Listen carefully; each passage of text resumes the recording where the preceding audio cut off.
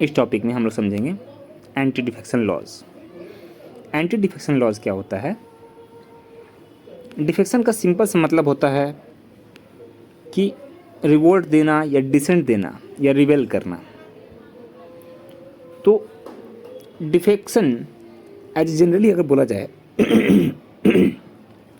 तो इसका मतलब होता है हम लोग एक एसोसिएशन को, एक ग्रुप को छोड़ के दूसरे ग्रुप में ज्वाइन कर लेते हैं। अगर इंडियन पॉलिटिकल सिनेरियो में इस बात को समझा जाए तो अगर कोई भी पार्टी का मेंबर जीतने के बाद अगर हाउस का मेंबर बना हुआ है और उसको दूसरा पार्टी ऑफर देता है या वो दूसरे पार्टी को ज्वाइन कर लेता है, तो ऐसी चीज़ को रोकने के लिए एंटी डिफेक्शन लॉ लाया गया। एक टाइम ऐसा भी आया था इंडिया में, जिसे आया राम गया राम नाम का एक प्रोवर्ब चालू हुआ था। इसका मतलब क्या हुआ था कि मान लीजिए अगर मैं हूँ और मैं पार्टी ए की तरफ से कैंडिडेट हूँ और जीत कर आया हूँ और पार्टी ए की गवर्नमेंट बनी हुई है और वो बस मेजोरिटी मार्क पे है, जितना रिक्वायरमेंट उतना ही है।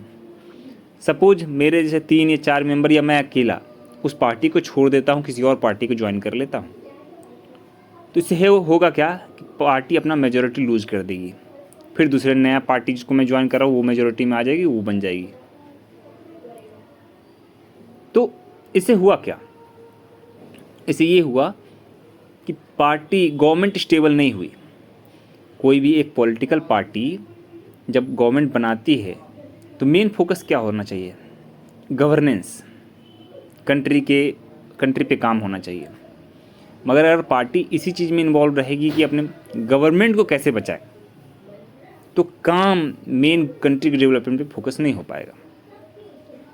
और मुझ पे देखा जाए कि मैंने क्यों ज्वाइन किया, तो ऑब्वियस बात है कि अगर मुझे इस पार्टी में मुझे कोई मिनिस्ट्री का दर्जा नहीं दिया गया या कोई पोर्टफोलियो नहीं दिया गया या मनचाहा पोर्टफोलियो नहीं मिला, तो वही अगर दूसरी पार्टी मुझे ऑफ़र करे कि आप मेरी पार्टी ज्वाइन कर लो, तो मुझे मनचाहा पोर्टफोलियो मिल जाएगा, मिनिस्ट्री मिल जाएगी। इस कारण से मैं ये चेंज कर लिया। तो ये चीज़ बहुत प्रिवेलेंट होने लगी इंडिया में, तो इस कारण से एंटी डिफेक्शन लॉ लाया गया।